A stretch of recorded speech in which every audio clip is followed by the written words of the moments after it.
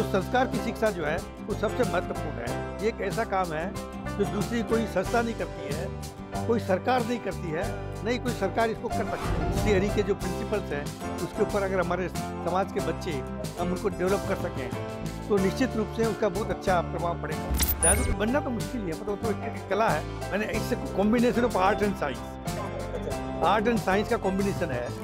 जैसे दूसरी आर्ट कला होती है वैसे ये कला है, और उसमें ऐसा कुछ जिसको हम बोलते चमत्कार जैसी कोई भी व्यक्ति जो है और जिसको जो बोलता है कि हमारे पास में टाइम नहीं है, उस ऐसे व्यक्ति को कोई भी काम के लिए टाइम नहीं रहेगा।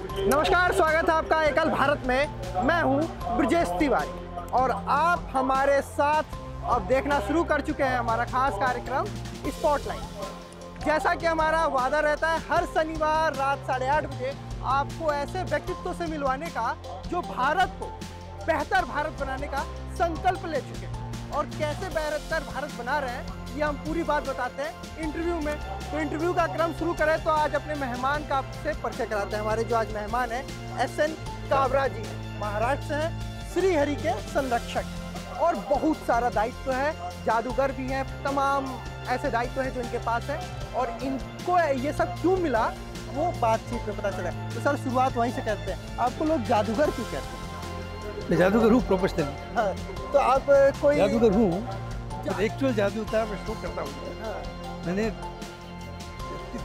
5000 लोगों की उपस्थिति में 3 घंटे का शो किया हुआ है। अच्छा। हाँ, तो सब तरह का शो करता हूँ एक्चुअल।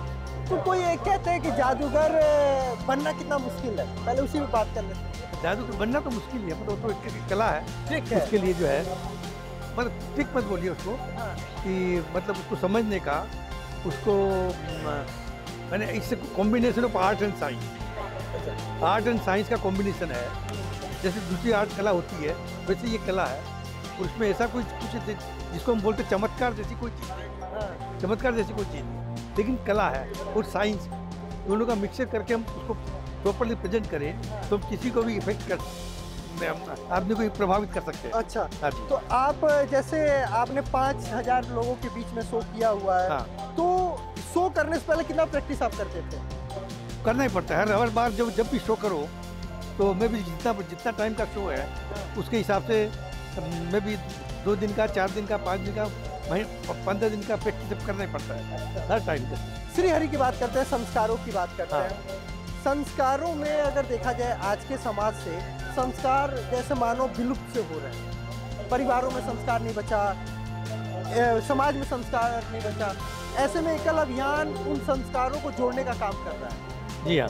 तो ऐसा आपको लगता है क्या है कि आप संरक्षक हैं श्री हरि के, जिसके पास ये दायित्व है अभियान में, कब हम अपने संस्कारों को फिर पहले जैसा जीवित कर लें? इसमें बहुत कुछ मेहनत करनी पड़ेगी हमको। श्री हरि का जो भी है काम बहुत बड़ा काम है। श्री हरि का काम मतलब हम सिर्फ ऐसा नहीं है कि कुछ संस्कार का ही काम करते हैं, मतलब बच्चों को जो है शिक्षा मिलेगी, उनको जो उनका जो लाइफ जो है कंप्लीट चेंज हो जाएगा।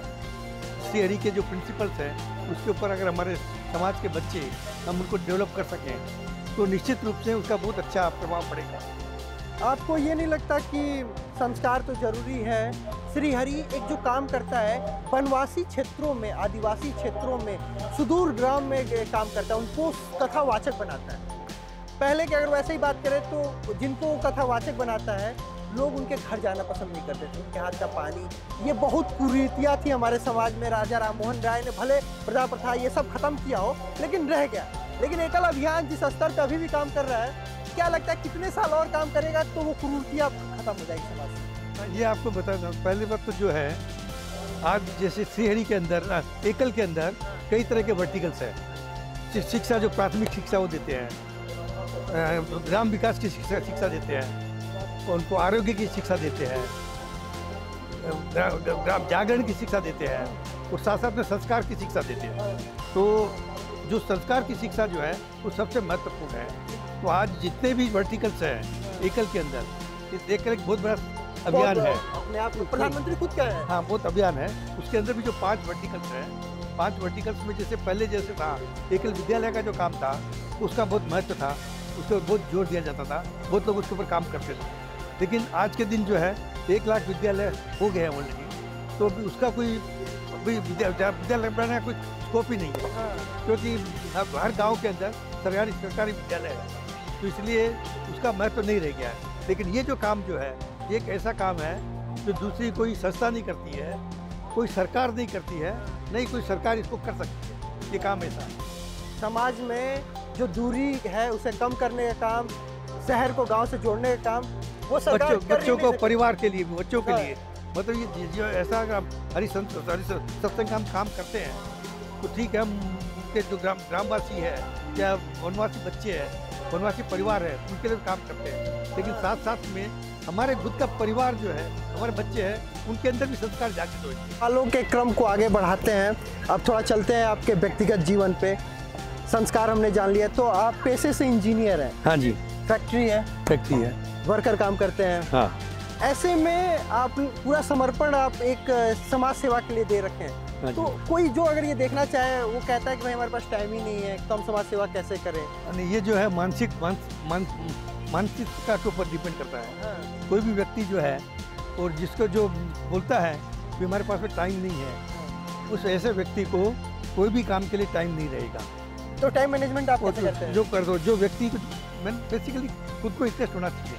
अगर अपने को इंटरेस्ट है कि हम कोई काम में हमारी मन लगता है, तो निश्चित रूप से उसमें फिर हमारा मन लगता है और हम उसके लिए समय निकाल सकते हैं। यानी जब मन लगेगा तभी समय निकल पाएगा। हाँ, तभी समय निकल पाएगा। और समाज सेवा के लिए मन के ऐसे लोग को कैसे लगेगा जिनका मन ही नहीं है अभी तक? हाँ, तो नहीं, उनको कुछ काम नहीं कर सकते, जो नहीं करते हैं वो कुछ कर नहीं सकते हैं। जैसे अभी हम देखते हैं श्री के अंदर हम लोगों के पास में डोनेशन के लिए जाते हैं, तो कई लोग तो डोनेशन दे देते हैं, और कई लोग वैसा ही बोलते हैं कि नहीं भी हम देखेंगे, करेंगे ऐसा। तो मतलब जो लोग जो नहीं देते हैं उनको, उनके पास कभी हम ले नहीं सकते हैं। तो जो देने वाले हैं उसका मन ही नहीं है, तो ये तो एक कॉमन चीज है। वही बात है कि जिसने पहले ही हार मान ली, वो कभी जीत ही नहीं सकता। हाँ, सही बात। तो ऐसी बात है। तो पहले तो एसएन काबरा सर, आपसे आज हम इतना ही बात कर पा रहे हैं, लेकिन आपसे हमें लेने के लिए बहुत कुछ है। तो हम आपसे आग्रह करते हैं कि हमारे एक स्टूडियो आप आएँ और हम स्पॉटलाइट, हाँ, दिल्ली आप आइए हमारे स्टूडियो में। और बाकी जानने और सुनने के लिए सर के पास बहुत कुछ है। कुछ ट्रिक भी इनसे जानेंगे, जादूगरी कुछ ट्रिक भी देखी जाएगी, कुछ सिखाया जाएगा, कुछ बताया जाएगा। उसके लिए आप एकल भारत पर बने रहिए। अगर अभी तक आपने इस चैनल को सब्सक्राइब नहीं किया तो सब्सक्राइब कीजिए, क्योंकि ऐसे व्यक्तित्व के बारे में अपना जान पाएंगे, ना सुन पाएंगे। नमस्कार।